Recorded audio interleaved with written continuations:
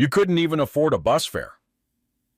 Those were the exact words my son, Spencer, yelled at me in front of his architect colleagues, right there at the entrance of his new two-story house in the upscale Greystone Manor development.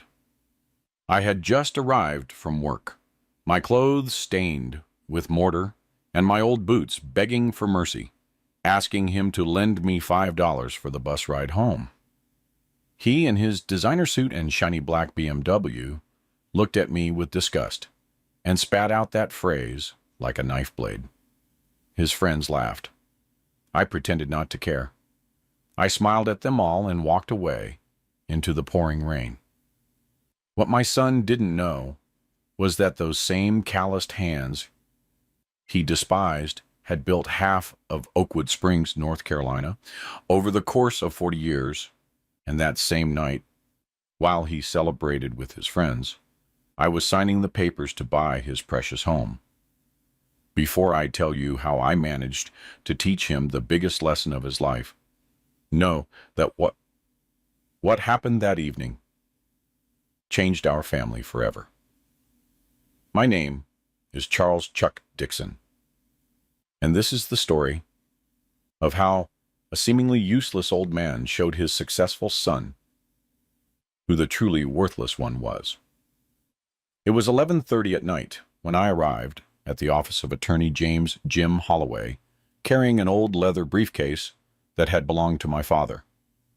The rain was still falling heavily on the historic downtown streets of Oakwood Springs, and my work boots echoed in the empty hallway of the brick office building where he had his practice. I knocked on the door 3 times as we had agreed on the phone. "Come in, Chuck," I heard his low, rough voice from inside. Attorney Holloway was a man in his 70s, with a white mustache and thick glasses, who had known me since I was an 18-year-old boy, working on the construction of his first house. Now, 58 years later, I was there to conduct the most important business deal of my life. His office smelled of tobacco and old legal books, with shelves crammed full of civil codes and yellowed case files. On the wall hung his law degree, dated from 1975, the same year I built my first house to sell. "Did you bring everything?" he asked, switching on his desk lamp. Without a word, I placed the briefcase on his mahogany desk and opened it. Inside were stacks of $100 bills, all perfectly organized with red rubber bands, and counted 3 times that afternoon in the solitude of my room. It was $560,000 exactly, the price my son had paid for his house just 6 months prior. Attorney Holloway let out a low whistle when he saw the money. "Chuck, in all my years as an attorney, I've never seen someone pay cash for an entire house this late at night," he said, pulling documents from his portfolio. "Are you completely sure about this? It's a considerable amount. And besides, it's your son." I took the forms and reviewed them line by line. Everything was there. The original deed, the recent appraisal, the current property tax payments, the public registry's signatures. Spencer's house, the very one where he had humiliated me only 5 hours earlier, was now about to have a new owner. "Counselor," I said, pulling out my blue ink pen, the same one I used to sign construction contracts. "There are things a father has to do to teach his children a lesson. And my son needs to learn that respect isn't bought with college degrees or new cars." The attorney nodded slowly and showed me where to sign. Charles Dixon. I wrote my name in clear script on every page, every copy, every document that would make the transfer official. While I signed, Jim told me how he'd gotten the details about Spencer's mortgage. "Your son owes 3 payments to the bank, Chuck. He's in the red. If he doesn't pay within the next 15 days, the bank will seize the house." That information hurt me more than his insults that afternoon. My son, the successful architect, the one who bragged about his BMW and expensive suits, was bankrupt and had never once asked me for help. He preferred to humiliate me rather than admit he needed his father. When I finished signing, the attorney sealed each document with his official stamp and locked them in his safe. "I'll go to the public registry first thing in the morning," he said. "By the afternoon, you will legally be the owner of your son's house." I put the remaining money back in the briefcase, shook his hand, and walked out into the rain. Walking back to my small, humble house, my boots sloshing through the puddles, I thought about the look on Spencer's face when he found out. 40 years saving every dime, 40 years investing in cheap land that later became residential developments, 40 years building homes for others while living in the same modest house where I was born. And the moment had finally arrived to use that invisible fortune. My son Spencer was always different from the other boys in the neighborhood. From a young age, he liked to draw houses instead of playing basketball at the park. When he turned 18, he told me he wanted to study architecture at a major university. "Dad, I don't want to be a bricklayer like you," he told me one afternoon as I returned from work, covered in dust and mortar. "I want to design buildings, not build them with my hands." His words stung at the time, but I figured it was normal. Sons always want to be better than their fathers, and I'd worked my whole life so he could have that opportunity. I sold 3 parcels of land I had bought in the 1970s and paid for his entire education. 5 years of university.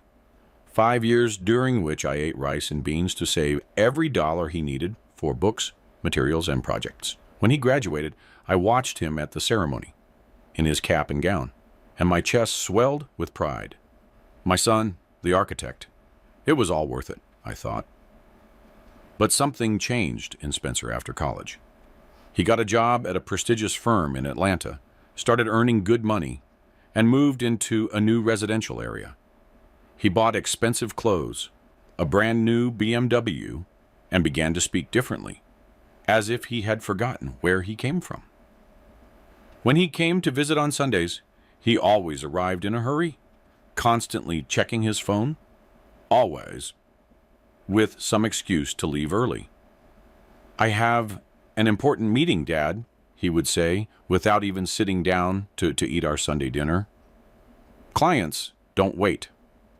But what hurt the most was how he introduced me to his friends. "He's my dad," he would say dryly, never mentioning that I had built half the houses where they lived. Once, at a family gathering, I overheard him telling his cousin Bethany that he had pulled himself out of poverty thanks to his own effort and talent. It was as if I didn't exist, as if those 5 years of university had paid for themselves. His architect friends were just like him, young men from affluent families who talked about sustainability and avant-garde design while sipping $20 cups of specialty coffee. When I showed up at their gatherings in my work clothes and with my calloused hands, I would see them exchange glances, as if I were a source of shame Spencer had to bear. "My dad is a hard worker," Spencer would say with a forced smile. "Just a simple man from the neighborhood. You know how it is." The final straw came when he bought that 2-story house in Greystone Manor, a $560,000 house with a yard, a 2-car garage, and a fountain at the entrance. On the day of the housewarming party, he invited all his architect friends, his bosses, and important clients. He invited me, as he put it, so I could see how successful people live. I showed up in my best shirt, the blue one I wear on Sundays, and my clean shoes. But even so, when his guests asked what I did for a living, Spencer answered for me. "My dad works in construction, very hands-on." He said the word hands-on as if it were a disease. That night, watching my son show off his new house, his BMW in the driveway, and his elegant friends drinking expensive wine, I realized I had raised a stranger. A stranger who was ashamed of the very hands that had paid for his education, of the very back that had been bent for years so he could stand there, bragging about a life he didn't appreciate. What Spencer didn't know, what none of his friends suspected, was that I knew every brick of that house, every steel rebar, every bag of cement, because I had constructed that entire residential development in 1998, when it was nothing more than a vacant lot full of scrub brush. To anyone who saw us on Sundays at 12 o'clock Mass at St. John's AME Church, we were the perfect family in Oakwood Springs. Me, Charles Dixon, the respected Mason who never broke a promise. My son, Spencer, the successful architect who had made it and returned every week to visit his widowed father. We would sit in the third pew on the right, me in my starched shirt and shined shoes, him in his brand-name suits that cost more than my monthly income. And people would look at us with admiration. "Doesn't Mr. Chuck look nice with his son, the architect?" the ladies would whisper after communion. An example of family achievement. But the reality was very different. After Mass, Spencer would take me to breakfast at the Old Mill Grill on Main Street, always requesting a table on the terrace where the whole town could see us. "I want them to see me with you, Dad," he'd say, while checking his phone between bites. "It's important to maintain the image." I always ordered the same thing: catfish and grits with homemade biscuits. He would order a spinach salad with ahi tuna and imported mineral water. While we ate, he told me about his important projects, his wealthy clients, the buildings he was designing in Atlanta. But he never asked how I was, how my week had been, or if I needed anything. To him, I was like an old piece of furniture that had to be kept presentable, but didn't have much to contribute to the conversation. "Dad, you have to understand," he would tell me while paying the check with his gold credit card. "I move in different circles now. My clients, my partners, they are educated, refined people. It's not that I'm ashamed of you, but we have to know what environment we fit into." After breakfast, he would drive me around town in his BMW, with the windows down so everyone could see him. He would greet acquaintances from the driver's seat, while I sat silently in the passenger seat. "There goes Spencer with Don Chuck," people would comment. "What a good son, never abandons his father." But I felt the exact opposite. He paraded me around as if I were an old trophy, evidence of his humility and his roots. At the end of every visit, there was always the same ritual. He would drop me off at the entrance of my house, get out of the car, and give me a quick hug, more for the neighbors to see than for real affection. "Take care, Dad," he would say as he climbed back into his BMW. "I'll bring you something nice from the city next week." But nothing ever arrived. No call during the week, no message asking how I was, no surprise visit. Only Sundays, only to maintain appearances, only so people would continue to think he was a good son. What hurt me the most was the difference between how he treated me in public and in private. In public, it was all smiles and "my dad this" and "my dad that." But when we were alone, his comments were different. "Dad, you're too old to be carrying 94-pound bags of cement," he would say, condescendingly.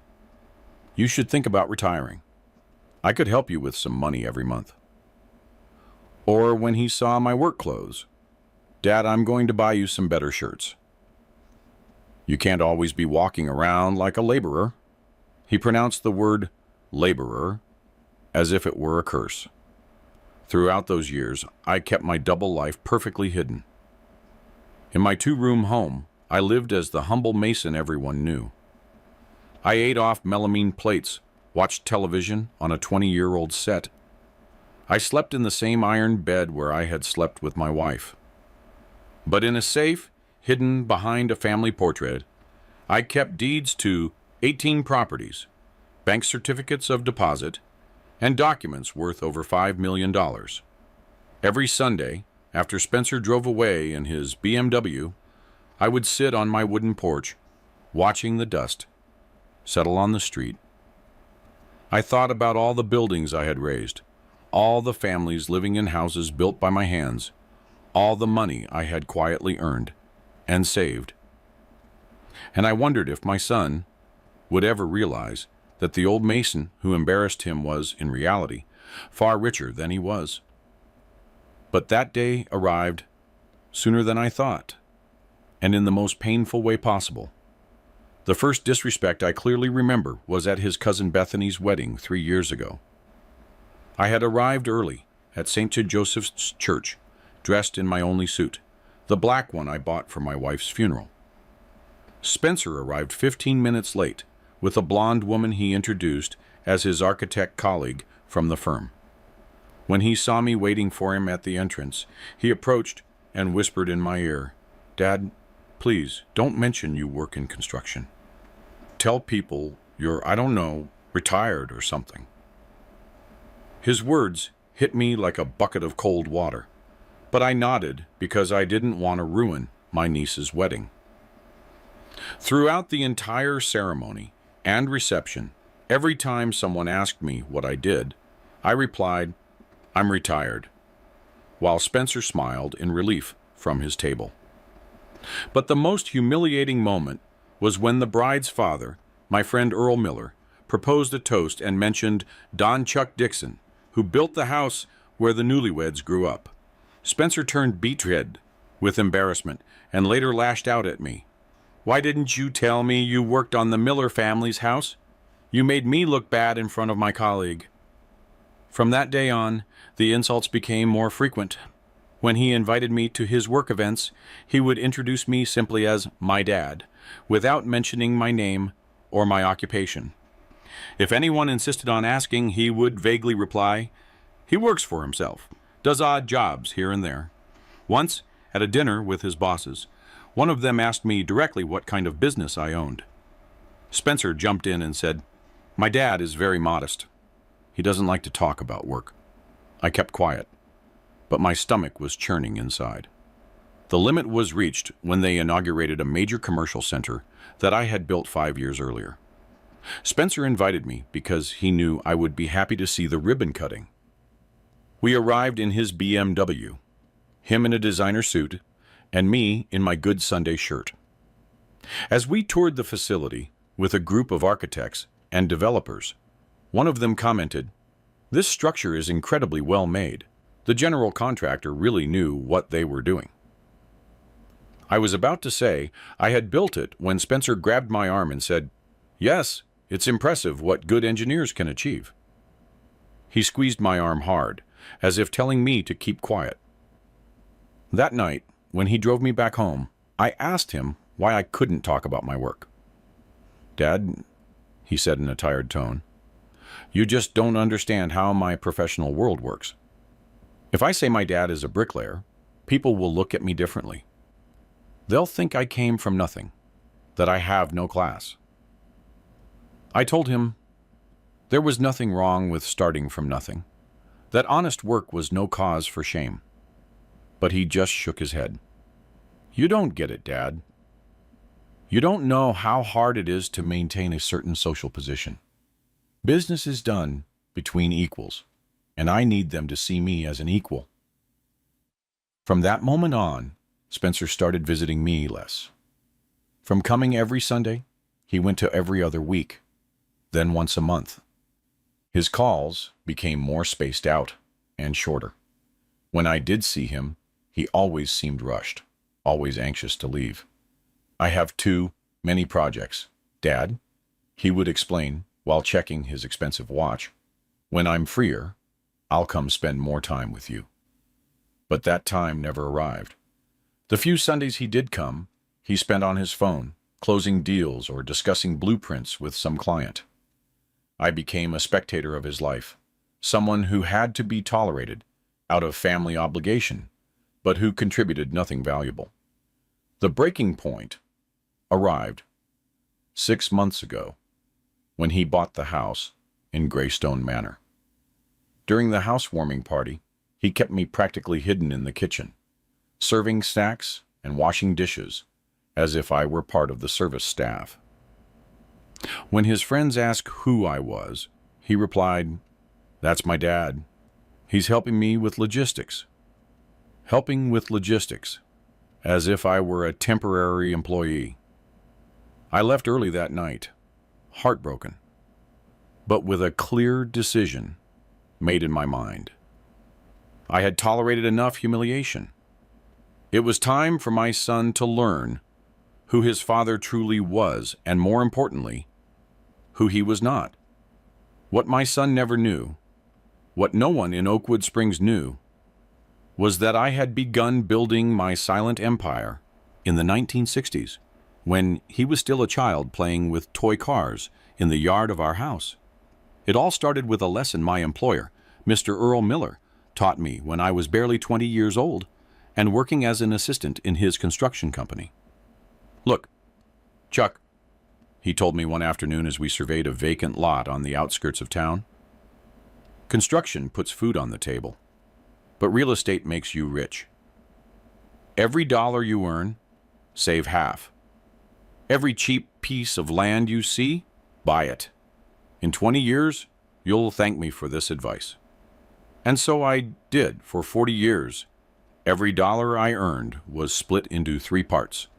One for household expenses, one for Spencer's education, and the third to buy land nobody wanted. Lots on the edge of town where only weeds grew. Stony plots that owners sold cheap because they thought they would never be good for anything.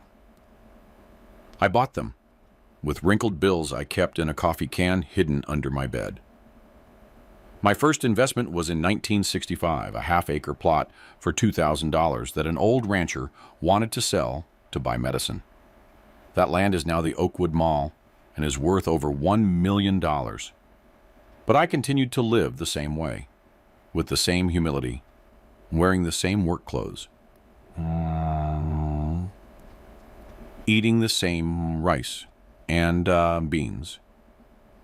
In 1972, I bought 3 more lots where the Gardens District now stands. In 1978, I acquired the entire parcel of land where the Greystone Manor residential development, the very one where Spencer lives, would later be built. By the 1980s, when my son was in high school dreaming of becoming an architect, I already owned 18 properties in different parts of town. But no one knew because I personally built the houses I later sold or rented. I worked during the day as an employee for other construction companies, and at night and on weekends, I raised my own projects.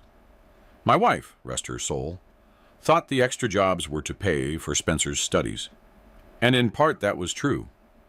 But most of the money went into buying more land, more materials, more projects. I developed a perfect system to keep my secret. All the deeds were in the names of different nominees: my friend Marcus, my cousin Lyle, my brother-in-law Dean. They signed the papers, and I managed the business. In return, I gave them a small percentage of the profits and the promise that if anything happened to me, they would keep 1 property each. I always signed the construction contracts as Charles Dixon, independent contractor, never as the owner. When I sold the houses, the money was deposited into 5 different bank accounts, all in banks in neighboring towns where no one knew me. To the outside world, I was still the humble mason, living in a modest house, always with dirty hands. But in reality, every brick I laid, every bag of cement I carried, every steel rod I bent, was an investment in my future and my family's future. The problem was that my family never knew. Spencer grew up seeing his dad leave before dawn with a lunch pail and return at dusk, tired and covered in dust. He never saw the late-night meetings with architects and engineers in the back room of Mr. Poncho's hardware store. He never knew about the hours I spent reviewing blueprints and calculating budgets by the light of a candle to save on electricity. He never found out that half the houses where his schoolmates lived had been built by his father. To him, I was always Dad the bricklayer, the man who broke his back so he could study and get ahead. And perhaps that was what I wanted him to think. Perhaps I wanted him to value the effort before he knew the results. But when I saw that his professional success was turning him into a person who was ashamed of his roots, when I heard him treat me like a nuisance instead of the man who had made his career possible, I decided it was time to show my hand.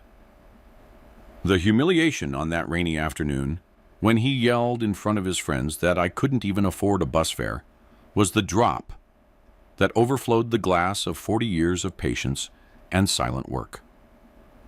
Living with a $7 million secret for 40 years requires a discipline I didn't even know I possessed. Every morning, I woke up at 5, put on my patched work clothes, ate black coffee and cheap donuts, and went out into the street as the same humble mason everyone knew. But at night, after the town went to sleep, I became an entirely different person. In my back room, hidden behind the old wardrobe where I kept my Sunday clothes, I had set up a small office no one suspected, a wooden table with blueprints spread out, a calculator, a separate phone, and a desk lamp that cast the most discreet light possible. There, I reviewed reports from my administrators, planned new investments, and calculated the profits from my 18 properties. It was like living two parallel lives in the same body.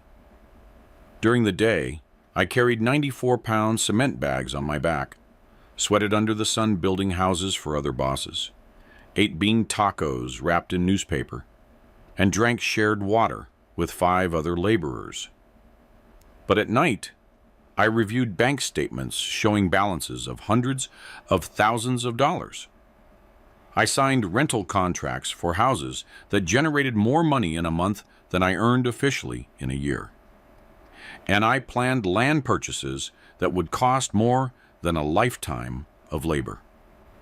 The hardest part of maintaining this double life was controlling every detail that could give me away. I could never buy anything noticeable. No new clothes, no expensive shoes, not even a bigger television. My house remained exactly the same as when my wife passed away. Same old furniture, same old gas range, same bathroom door that didn't close properly. The only concession I allowed myself was to buy beef once a week. But I bought it in butchers' shops in neighboring towns, so no one in Oakwood Springs would see me spending too much money. My nominees were essential to keeping the secret. Marcus managed 3 properties downtown. Lyle administered 5 houses in the Gardens district, and Dean was in charge of 4 apartments I had built near the high school. Each one received his percentage and maintained absolute silence. If anyone asks, I told them, you are the owner. I'm just the one who built them. But there were dangerous moments where I was almost discovered. Once, 5 years ago, the mayor offered me a multi-million-dollar contract to build the town's new public market. I knew I could do it perfectly. I had the experience, the contacts, and even the capital to front the materials. But accepting that project would have been impossible for a simple mason to explain. I had to refuse and watch, as they gave it to a construction company from Atlanta that charged double and took 6 months longer to finish. Another time, Spencer asked me for $10,000 for the down payment on his BMW. It was an amount I had in cash under the mattress, but giving him that money would have immediately raised suspicions. I had to tell him I hadn't saved anything, that I barely had enough for basic expenses. I watched him leave, disappointed, thinking his father was a financial failure, when in reality, I had more money in the bank than he would earn in his entire career. The psychological price of this double life was enormous. Every day I had to act like a man without resources, accept being viewed with pity, and endure comments about my poor economic situation without being able to defend myself. The ladies of the town would give me food on Sundays, thinking I couldn't afford to eat properly. Merchants would give me discounts for being a long-time customer. And a hard-working man.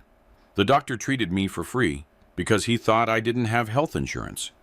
And I accepted everything with feigned humility, knowing that a single check from my bank account could solve all their financial problems put together. But the most painful thing was seeing how my own son had adopted this false image of me. To Spencer, I was truly the poor old man who needed his help and his compassion. When he gave me a $20 bill to buy myself something nice, I accepted it with feigned gratitude while carrying $50 in cash in my wallet. When he offered to pay me for a small job at his office to have extra income, I nodded as if I really needed that charity, knowing that my monthly rental income was 10 times his architect's salary. This charade had worked for decades, but on that rainy afternoon, when he yelled that I couldn't even afford a bus fare, something broke inside me. 40 years of maintaining a lie to protect my family's humility, and my son had turned it into a reason to despise me. On that rainy Tuesday in October, I had finished my work early on the construction of Dr. Holloway's new medical office. It was 5 o'clock in the afternoon when I decided to stop by Spencer's house to ask him for $5 for the bus ride home. It wasn't that I truly needed the money. I had over $200 in my wallet. But I wanted to use that excuse to visit him, to try to reach out to my son, who felt increasingly distant. I arrived, walking in the rain, soaked, and with my boots full of mud, carrying my lunch pail and my scratched yellow hard hat. When I knocked on the door of his 2-story house, I heard laughter and voices from inside. Spencer opened the door, dressed in a cashmere sweater and earned dress pants.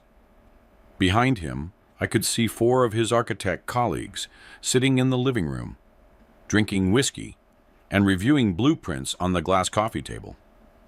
"Dad, what are you doing here?" he asked with an uncomfortable look of surprise, as if I had arrived at the most inopportune moment possible.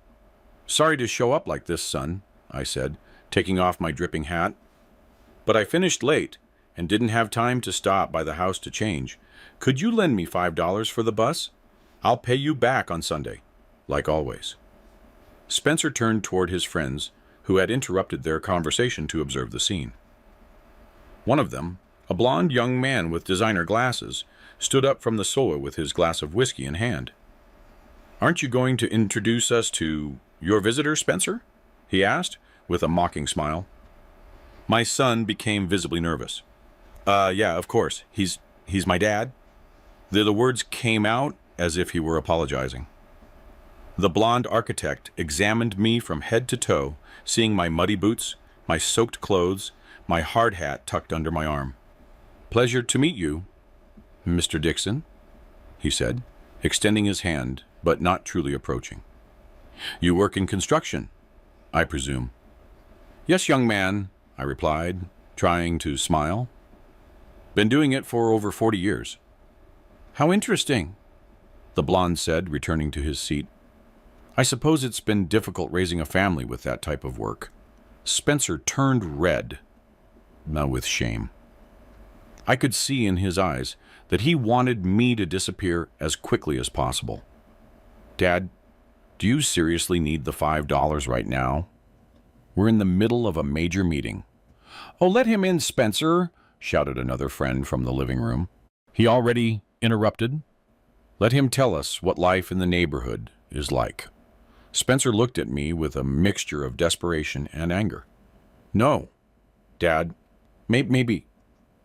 But I had already taken a step inside, thinking that perhaps this was a chance to meet my son's friends, to be a part of his world for a few minutes.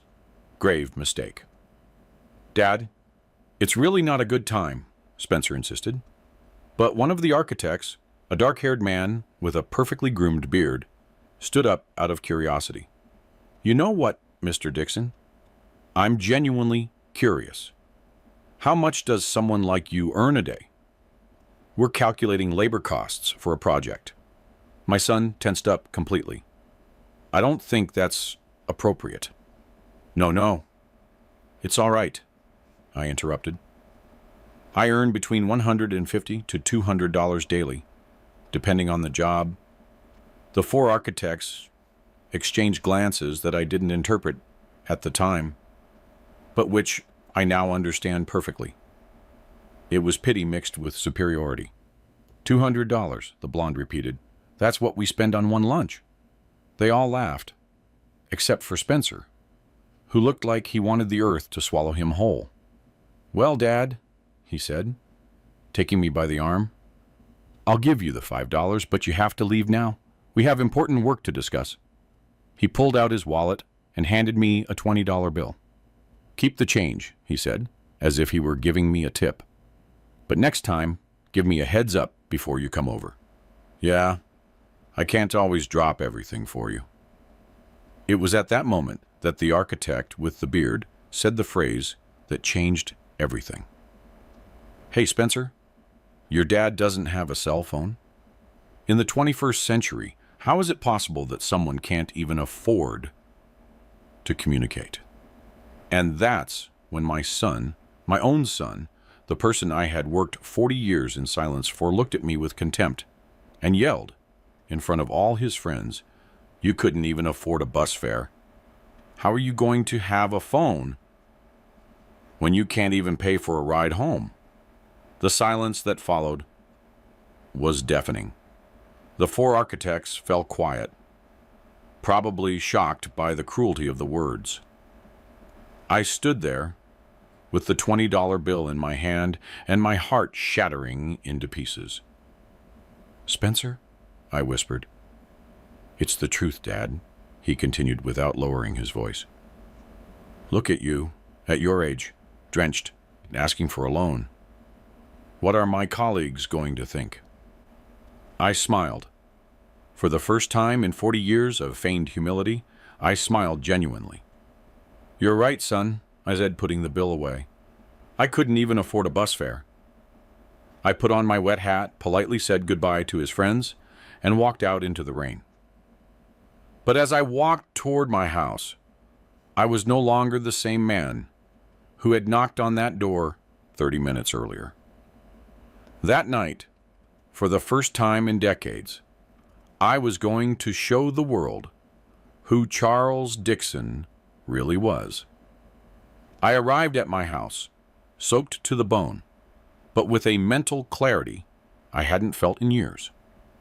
I took off my wet clothes, put on my old flannel pajamas, and sat down at the kitchen table with a cup of black coffee and my thoughts. The rain continued to beat against the metal roof, but I heard nothing but my son's words echoing in my head. You couldn't even afford a bus fare. It was 8 o'clock that night when I made the decision that would change everything. I got up from the table, moved the heavy wardrobe in my room, and pulled out the safe I had kept hidden for decades. Inside were all my secrets: deeds, bank statements, contracts, documents proving that the useless old man, who had just been humiliated, owned half the town. But what interested me most that night was a specific folder: the investigation I had commissioned into Spencer's finances 6 months earlier. Yes, because even though my son thought I was ignorant, I knew his real financial situation perfectly well. I had hired a private investigator from Atlanta to find out everything about my son's debts. The results were there, on white sheets with red numbers that told a very different story from the one Spencer bragged about. His 2-story house in Greystone Manor, 100% mortgaged with the First Southern Bank. Value, $560,000. Debt, $500,000. Past due payments, 3 monthly installments of $2,200 each. His brand new BMW financed for 5 years with monthly payments of $1,200. Current debt, $30,000. Past due payments, 2 installments. Credit cards, 4 cards maxed out at their limits. Total debt, $25,000. Late fees accumulating daily. My successful son, the architect who boasted of his perfect life, was broke. More than broke. He was on the verge of losing everything he had. And the worst part was that he had never asked me for help. He preferred to humiliate me rather than admit he needed his useless father. That information hurt me more than his insults, because I realized that he not only despised me, but preferred to sink before recognizing that he needed me. I picked up my landline phone and dialed Attorney Holloway's number. It was 9:30 at night, but he had been my friend for 50 years, and he knew I would only call him at that hour if it was important. "Chuck, what happened?" "Are you all right?" he asked with a worried voice. "Counselor, I need you to do me an urgent favor," I said without preamble. "I want to buy a house tonight. My son Spencer's house. I know he owes 3 payments to the bank. I want to buy it outright before they take it." There was a long silence on the other end of the line. "Chuck, are you sure about what you're asking me to do? It's your son, and it's also a huge amount of money." "Counselor, I've spent 40 years gathering this money for something important, and I believe teaching my son a lesson is the most important thing I can do with it. How much do you have available?" "I have $3,200,000 in cash at my house, plus what I have in the bank, if necessary." Another silence. Attorney Holloway knew about my properties, but I had never told him the exact amount of my fortune. "All right, Chuck, but I need you to explain what happened with your son that makes you want to do this." I told him everything. The humiliation that afternoon, the years of disrespect, how Spencer was ashamed of me while I had paid for his entire career, how he preferred to go bankrupt rather than ask me for help. When I finished, Jim sighed deeply. "I understand your pain, old friend, but are you sure this is the right way to handle the situation?" "Counselor, there are times in a father's life when he has to show his son who he really is. My son thinks I'm a failure, that I'm worthless, that I couldn't even afford a bus fare. It's time for him to learn that judging by appearances can be the most expensive mistake of his life." "All right, give me an hour to make the necessary calls. The bank will be willing to negotiate if we offer to pay the entire debt plus a commission." "Are you coming over with the cash?" "I'm leaving right now." I hung up the phone, packed the $3 million into my old leather briefcase, and got dressed in my best clothes. That night, Charles Dixon was going to stop pretending to be poor. That night, my son was going to discover who his father truly was. Attorney Holloway's office had never seen so much activity at 11 o'clock at night. When I arrived with my leather briefcase, the director of the First Southern Bank, the public notary, and the specialized collections manager were already there. They had all been summoned with a single phrase from Jim. "I have a client who wants to liquidate a full mortgage debt in cash tonight." In the world of banking, those words open doors that are normally closed. The director, a bald man in his 50s named Mr. Robert Hayes, looked at me curiously when I placed the briefcase on the desk. "Are you Mr. Dixon?" he asked, reviewing a thick folder. "I see here that the debtor is your son, Spencer Dixon. Is he aware of this transaction?" "My son will find out tomorrow," I replied, opening the briefcase. "For now, All I care about is whether you can transfer the complete property to me tonight." The director's eyes widened when he saw the money, perfectly organized in stacks of new bills. $560,000 exactly, to cover the debt, plus $20,000 extra as an urgent service commission. "Mr. Dixon," the collections manager said to me, "in 30 years of working at this bank, I've never seen anyone pay a full mortgage in cash, much less in a single night." "Is what we're doing legal?" I asked the notary, an older gentleman I knew by sight but had never spoken to. "It is completely legal," he replied, reviewing the documents. "The property has a lien due to the mortgage. If you liquidate that debt, the bank can transfer the property to you immediately. Your son will be debt-free, but you become the new owner." "Perfect. How much time do you need?" Attorney Holloway spoke up. "We need 2 hours to prepare all on the documents. The bank has to verify that the bills are authentic. The notary must draft the new deeds, and I have to prepare the transfer documents."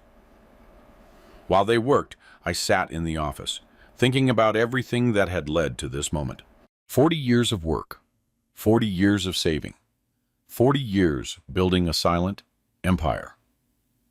All to arrive at this night, where I would finally prove to my son who his father really was. At 1 o'clock in the morning, the bank director confirmed that all the bills were authentic and that the transaction could proceed. "Mr. Dixon, officially, your son no longer owes the bank anything. The mortgage has been fully liquidated, but now you are the property's creditor." What exactly does that mean? It means you can decide what to do with the house. You can give it to your son, you can sell it to him, you can rent it to him, or you can ask him to leave. Legally, it is your house. At 2 o'clock in the morning, all the documents were ready. The notary explained every paper I signed, every clause, every right I was acquiring. "These are the original deeds to the house," he said, showing me a green folder. "Here is the final settlement of the bank debt. And this is the document that certifies you as the new legal owner of the property located at 42 Greystone Lane." When I left the office at 2:30 in the morning, I was no longer the same man who had walked in 4 hours earlier. In my briefcase, I carried the most important documents of my life, the papers that proved that the useless old man, who couldn't even afford a bus fare, had just bought his architect's son's house. But before confronting Spencer, I had one more call to make. I dialed the number of my friend Marcus, who managed 3 of my properties. "Chuck, what's going on? Why are you calling so late?" "Marcus, I need you to do something for me first thing tomorrow morning. I want you to take an envelope with the documents I'll give you to my son Spencer, but don't tell him they're from me. Tell him you're a process server and that he has an important citation." "A citation? For what?" "So he finds out that his house is no longer his." The silence on the other end of the phone lasted almost a full minute. "Chuck, are you serious?" "What I had to do, friend. What I should have done many years ago." I couldn't sleep that morning. I stayed seated on my wooden porch, watching the sun rise over Oakwood Springs, with the folder of documents on my lap and a cup of coffee growing cold in my hands. At 6 o'clock in the morning, my phone rang. It was Attorney Holloway, confirming that all the paperwork was complete and that the public registry had been notified of the change of ownership. "Chuck, you officially own your son's house," he told me.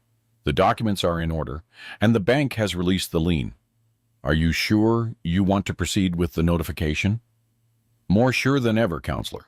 Have Marcus go at 9 o'clock exactly." At 8:30, my friend Marcus arrived at my house, dressed in his best suit and carrying a manila folder I had prepared. "Chuck, brother, I never thought you'd go this far," he said, looking over the documents. Your son is going to have the surprise of his life. He's going to have the lesson of his life, I corrected him. And you just limit yourself to handing him the papers. Tell him it's an urgent legal notification and that he has to sign for receipt. That's all. Marcus walked toward Greystone Manor while I prepared for the most important moment of my life. I showered, put on my best white shirt, my dress pants, and my shined shoes. For the first time in 40 years, I wasn't dressing like the humble mason. Today I was dressing like what I truly was, a businessman who had just made the most expensive acquisition of his life. At 9:15, my phone rang. It was Marcus. It's done, friend. I handed him the documents, and he signed for receipt. He seemed confused, but he signed without asking questions. He asked me what it was about, and I just told him to read the papers carefully. How did he look? Nervous. He was in his pajamas and looked like he hadn't slept well. He told me he'd had a difficult night thinking about something that happened yesterday. I suppose he was referring to what he did to you. I hung up the phone and waited. I knew that at any moment, Spencer would open that folder, read the documents, and realize what had happened. The papers were clear. Notification of change of ownership. Mr. Spencer Dixon is hereby informed that the property located at 42 Greystone Lane has been acquired by Mr. Charles Dixon through the total liquidation of the mortgage debt. The new owner requests an urgent meeting to discuss terms of occupancy.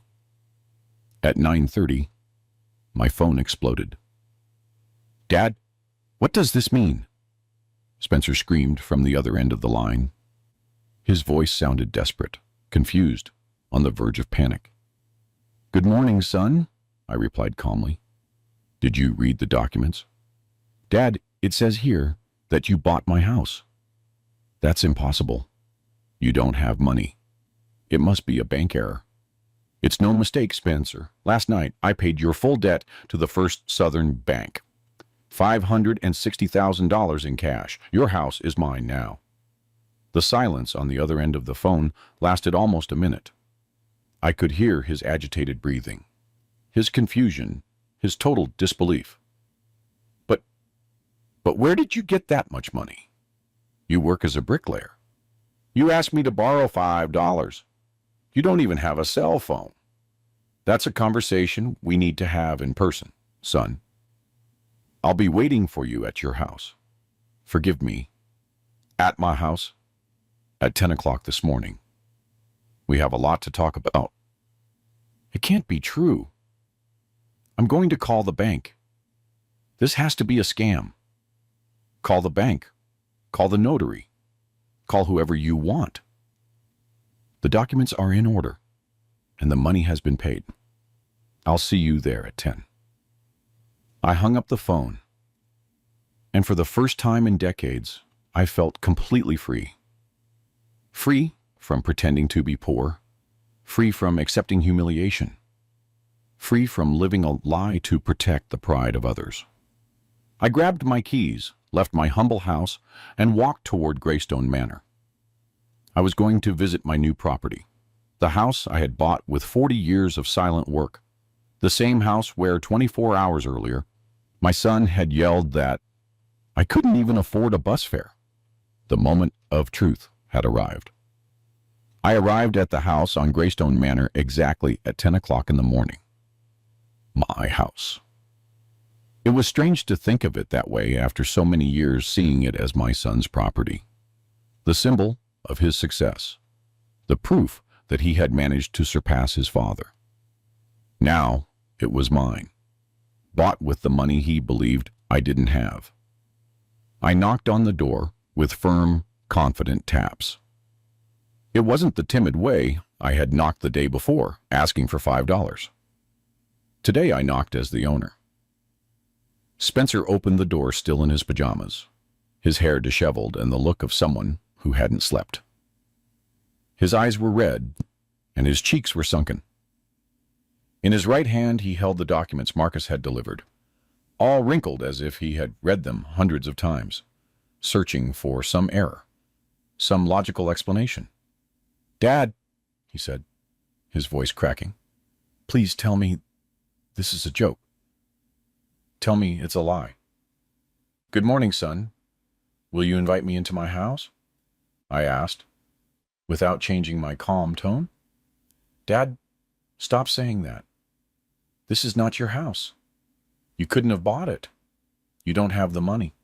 He stepped aside to let me pass, but not out of courtesy. He seemed to need to lean on the wall.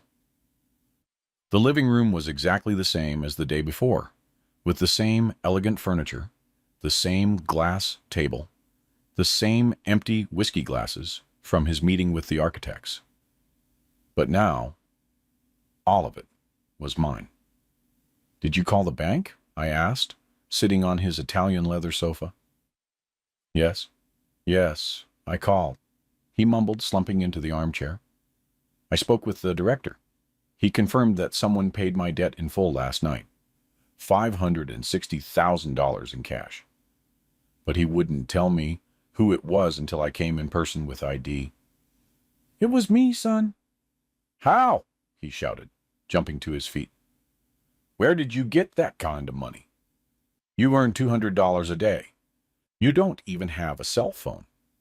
You asked me to borrow $5. I pulled a folder from under my shirt that I had brought especially for this moment. Inside were the deeds to my 18 properties, the bank statements from my 5 different banks, and the rental contracts that generated over $6,000 a month. "Spencer, sit down. It's time you met your father." I placed the monuments dins, the glass table, one by one, like cards in a poker game where you finally reveal your winning hand. "This is the deed to the apartment building downtown. I built it in 1980. It's worth $2 million. "What?" he whispered, staring at the document. "This is the deed to the shopping center where you worked as a teenager. I built it in 1987. It's worth $5 million. His eyes widened with each paper. "These are the deeds to the 6 houses I rent in the Gardens District. I built them between 1990 and 1995. They're worth $150,000 each." No, it can't be true." "And these," I said, pulling out the bank statements, "are my current savings. 3 different banks, $7 million in total assets." Spencer took one of the bank statements with trembling hands. He read it line by line, verified the dates, and checked the official seals. "Why?" he asked, his voice broken. "Why did you never tell me?" "Because I wanted you to value the work before you knew the results. I wanted you to respect the effort before you saw the reward. I wanted to raise a humble son, not an arrogant one. But I treated you badly. I humiliated you yesterday. I yelled at you in front of my friends. Yes, son, you yelled that I couldn't even afford a bus fare. And now, the man who supposedly couldn't even afford a bus fare has just bought the house of the successful architect who was broke and never had the courage to ask his father for help." Spencer collapsed completely, covering his face with his hands and beginning to cry the way I hadn't seen him cry since he was a child. "Dad, forgive me. I didn't know. I had no idea." "Spencer, look at me," I said firmly. "My whole life, I worked in silence so you could study, so you could have opportunities, so you could go far. But somewhere along the way, you confused having an education with being a better person. You confused having a degree with having class. You confused earning money with having greater worth. You're right. You're completely right. Yesterday you told me I couldn't even afford a bus fare. Today I own your house, your life, and the most expensive lesson you will ever receive in your entire existence." Spencer continued to cry for several minutes, the documents scattered on the table as irrefutable evidence of an entire life he had misinterpreted. When he finally lifted his head, his eyes were swollen, and his face reflected a mixture of shame, disbelief, and something I hadn't seen in years: genuine respect for his father. "Dad," he said, his voice choked, "I need to make a call. I need to tell someone else." He picked up his phone and dialed a number I knew very well: my sister Vivian, his favorite aunt who lived in Atlanta. Vivian had always been Spencer's confidant, the person he told his problems to when he didn't want to worry me. "Aunt Viv, it's Spencer," he said, trying to control his voice. "I need to tell you something incredible that just happened with Dad." He put the phone on speaker so I could hear the conversation. "What's wrong, baby? Is Chuck okay?" Vivian asked with immediate concern. "Auntie, my dad just bought my house. He paid off my entire mortgage, $560,000. There was a long silence on the other end of the line. "How did your dad buy your house, Spencer? Are you all right? Have you been drinking?" "No, Auntie. It's real. My dad is a millionaire. He has properties all over town. He has millions in the bank, and I never knew." "Spencer, my boy, what are you talking about?" "Your dad is a Mason. He lives in that little house. He eats beans every day." "That's what we all thought," Spencer shouted. "But it was a lie. It was all a lie. He's been pretending to be poor for 40 years. Vivian was completely speechless. After a long minute, she spoke with a trembling voice. "Put your father on the phone."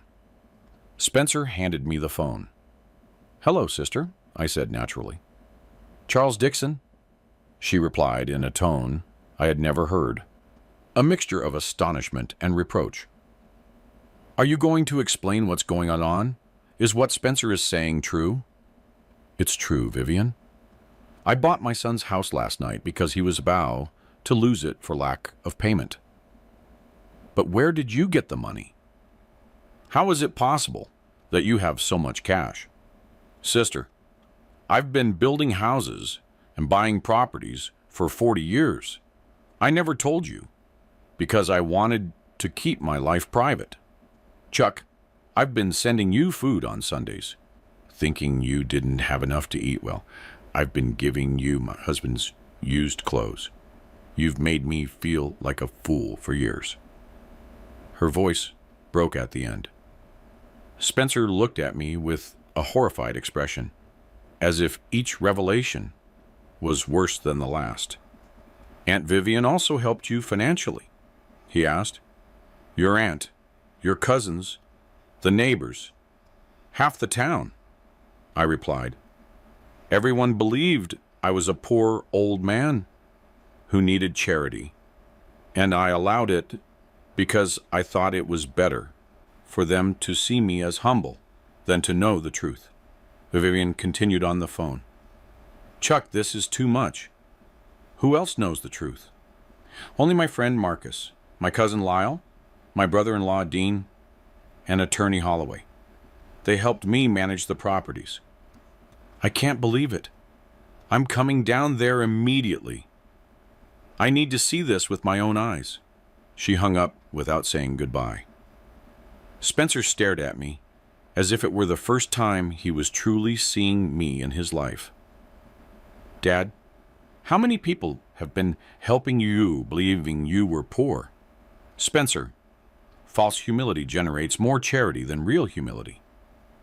For 40 years, I accepted food, clothes, medicine, discounts, and favors, all because people believed I needed it.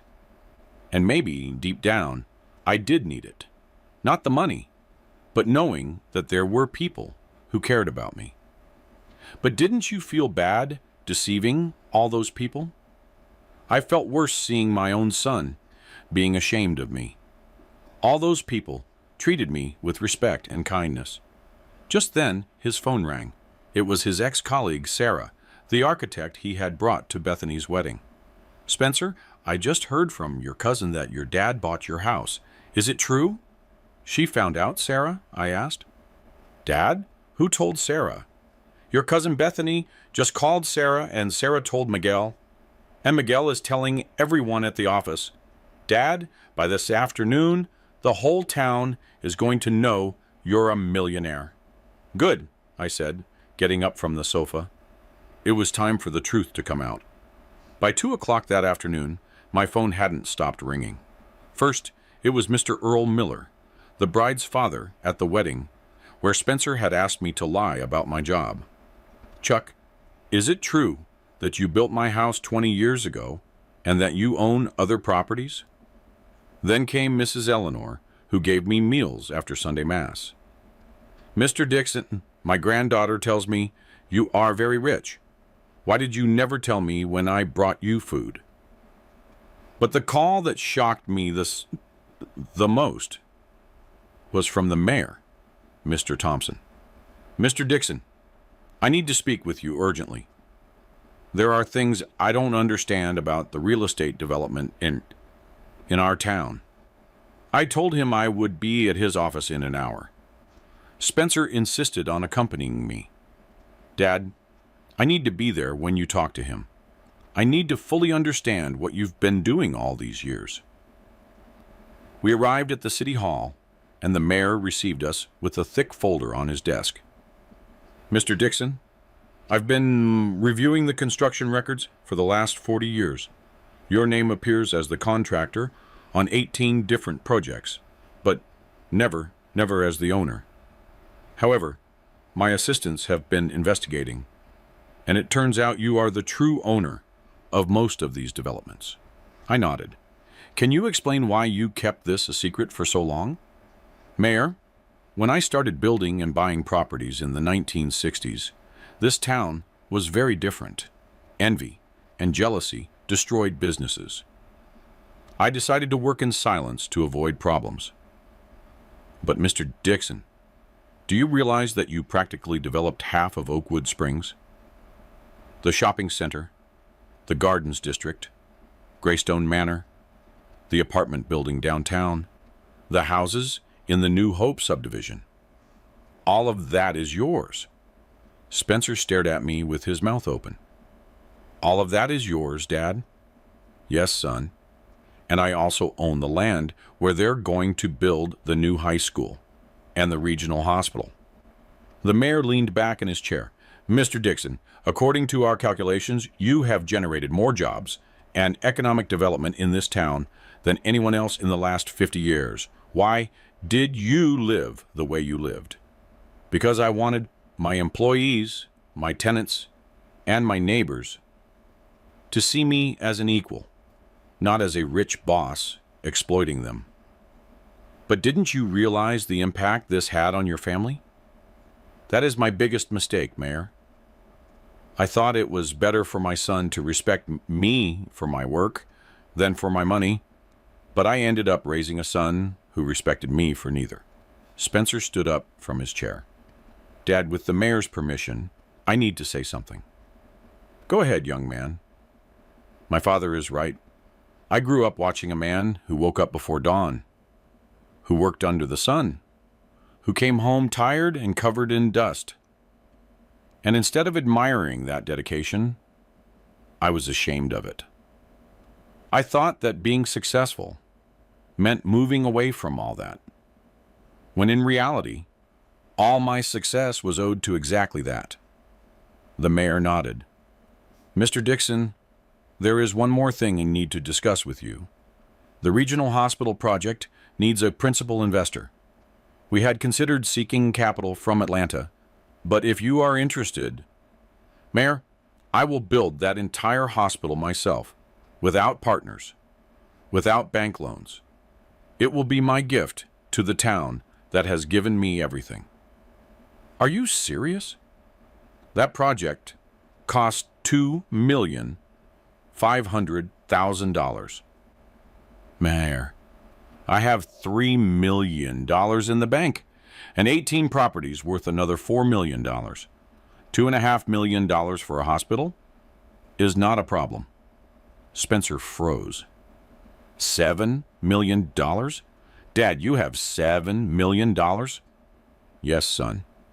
And it all started with the first $2,000 I earned, building a fence for Mr.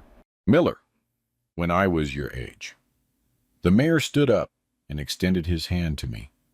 Mr. Dixon, I officially invite you to be part of the Economic Development Council for our municipality. Oakwood Springs needs men with your vision and experience. I accept with one condition, I told him. I want my son Spencer to be the principal architect for all future projects. He is a good professional, and he needs to learn that business is done with humility, not arrogance. Spencer looked at me with tears in his eyes. You would do that for me after how I treated you? Son, everything I did in my life was for you. I'm not going to stop now. We left City Hall in silence. Spencer walked beside me, but for the first time in years, he seemed to truly see me, not as the old mason he was ashamed of, but as the man who had built an empire from nothing. When we arrived at my house, the same house where he had grown up, he stopped at the entrance as if it were the first time he was visiting.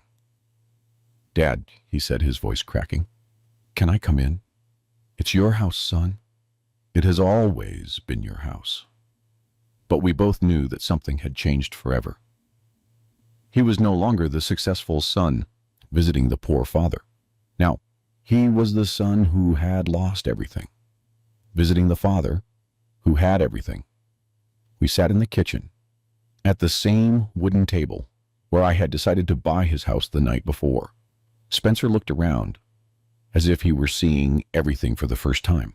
The adobe walls I had raised with my hands, the griddle where his mother used to make him tortillas, the family portrait that hid my safe. Dad, I need to ask you something, he said after several minutes of silence. Did you ever think about telling me the truth? Did you ever get tired of pretending? Every day, son. Every day, I saw you being ashamed of me, and I wanted to scream who I really was. But then I told myself, if I tell him now, he'll think respect can be bought with money. He'll think he's worth more for being rich than for being a good person. And what changed yesterday? Yesterday, I realized you were no longer a good person, Spencer. The money I wanted to prevent from changing you had already changed you anyway. You became arrogant, dismissive, cruel, and the worst part is, you became that way with money you didn't even have. His tears fell onto the wooden table like raindrops. You're right. I became everything I despise. I became those arrogant architects I met in college, those bosses who humiliate their employees, those people who think having an education makes them better than others. The problem wasn't your education, son. The problem was that you forgot where that education came from. You forgot that every book you bought, every project you submitted, every semester you attended was paid for with these calloused hands you despised yesterday. Spencer took my hands in his and examined them as if it were the first time he was truly seeing them. The scars from 40 years of construction, the permanent calluses on the palms, the broken nails from carrying bricks and mixing cement. These hands gave me everything I have, he whispered. And I treated them like they were a disgrace. Spencer, look at me closely, I said, taking him by the shoulders. I'm not punishing you. I didn't buy your house to humiliate you. I bought it to save you. You were broke. You were going to lose everything, and you preferred to sink rather than ask me for help. Why would you have helped me after how I treated you, after how I humiliated you? Because you are my son. Because everything I built, everything I saved, everything I worked for was for you. It was always for you. He stood up from the table and walked toward the window that overlooked the backyard, where there was a small tool shed I used for minor repairs. You know what hurts me the most, Dad? It's not losing the house. It's not finding out I was broke. What hurts the most is realizing that I never truly knew. Yeah, I lived 32 years with the most successful man in Oakwood Springs and never realized it. You knew me, son. You just knew the version I wanted you to know. The humble version.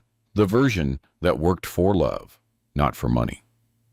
The version that woke up before dawn because I wanted to give you a better future, not because I was being paid to do it.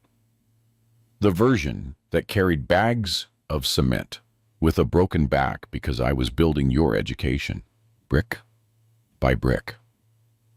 Spencer returned to the table and looked me directly in the eyes. Dad, I want you to know that from now on, things are going to be different. I want to learn from you. I want you to teach me how you built all of this. I want to work with you, not for you, but with you. Are you sure? You won't be able to brag anymore that your dad is a poor, useless old man. I don't want to brag about anything anymore, Dad. I just want you to be proud of me for the right reasons. I stood up from the table and went to the wardrobe where I kept my secrets. I pulled out a folder I had never shown anyone. The original blueprints for a new subdivision I had been planning for 5 years. If you really want to work with me, I said, handing him the blueprints, this will be our first project together. A complete subdivision of 100 homes for working families. Decent, beautiful, affordable houses. You'll be the architect, and I'll be the developer and builder. Spencer spread the blueprints on the table and studied them, his eyes shining with excitement. Dad, this design is incredible. How long have you been planning this? 5 years, son. 5 years waiting for the right moment to build something truly important. And that moment is now. That moment is now. That I finally have a partner I can trust. 6 months after that night, that changed everything. I am sitting on the same wooden porch of my house, but nothing is the same anymore. Spencer arrives every morning at 6 o'clock sharp, not in his BMW, which he had to sell to pay off other debts, but in a work pickup truck we bought together to transport materials. He now works with his hands, just as I always did, and for the first time in his life, he understands and is proud to get them dirty. The New Hope. Subdivision, our project of 100 homes for working families, is almost finished. Spencer designed every house, thinking about the dignity of the people who will live there, not about impressing other architects. And I have built them with the same love with which I built everything else. But now with my son by my side, learning that true architecture is not taught in a university, but in the heart.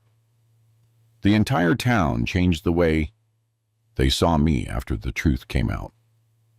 I no longer receive charity food on Sundays, but I still go to Mass in the same third pew on the right. The difference is that now Spencer sits there, not out of family obligation, but because he genuinely wants to be with me. He no longer checks his phone during the sermon. He is no longer ashamed when Reverend Miguel mentions me in his prayers of gratitude for the new hospital we are building. My sister Vivian came from Atlanta 3 months ago to apologize personally. Chuck, she told me with tears in her eyes, I feel like such a fool for treating you like my poor brother all these years. But I explained the same thing to her that I explained to everyone. I never deceived them out of malice, but out of humility. I preferred for them to see me as someone who needed help than for them to see me as someone who could buy and sell the whole town. Attorney Holloway told me something a week ago that stuck with me. Chuck, in 50 years of being an attorney, I have never seen someone use their wealth to teach a lesson in humility instead of using it to humiliate others. And he is right. I could have yelled at Spencer on that rainy night. "I'm richer than you, you ungrateful brat!" I could have bragged about my fortune in front of his architect friends. It could have been my moment of revenge, an exhibition, but I chose another way.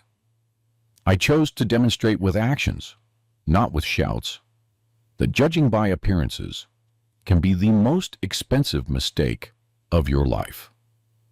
The house I bought is still technically mine, but Spencer lives there with a symbolic rent contract of $1 a month, $1 that he pays me religiously every 30 days, not for the money, but as a reminder that respect and trust are earned every day. They are not inherited. 2 weeks ago, we finished building the first house in the New Hope subdivision. When we handed the keys to the Martinez family, a young couple with 3 small children, Mrs. Martinez hugged me, crying, and said, "Mr. Dixon, this house is the dream of our entire lives.